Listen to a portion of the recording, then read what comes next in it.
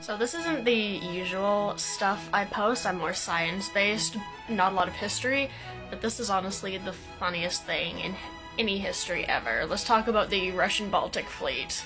So around like 1900 or so, like about 100 years ago, Russia and Japan were in a little bit of a conflict over some land stuff.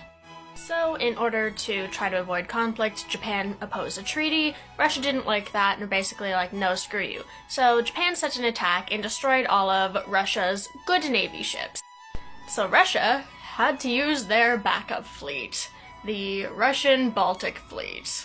Now, most of the boats in this fleet were not warships. They were not qualified or like just able to act as warships, but that didn't stop the Russians. And also, most of the soldiers and sailors manning this fleet were not trained for this either. They were largely fishermen and just like backup in case something happens to the good fleet, but that probably won't happen. But it did, so now here we are.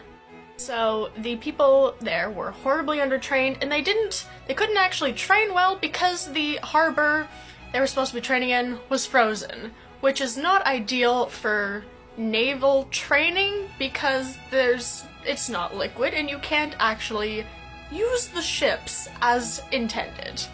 So what we have is a bunch of very old, outdated warships, a bunch of random ships that are not warships with just guns on them, and a horribly undertrained military manning them, and one singular competent admiral in charge of it all.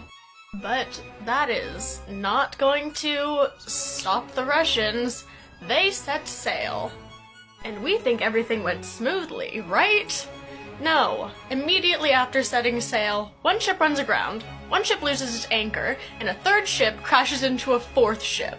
So we're already down 4 ships, like a minute into the launch. Now, there's something you need to keep in mind.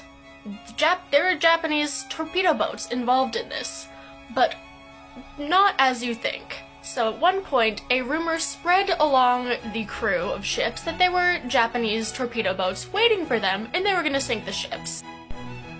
There were not. The admiral was like, bro, there's no Japanese torpedo boats, and the crew was like, great. Then another rumor started that instead of Japanese torpedo boats, there was a large minefield. There was not. But a bunch of captains believed they were, so they started to try to avoid the minefield that did not exist. Come back for part 2.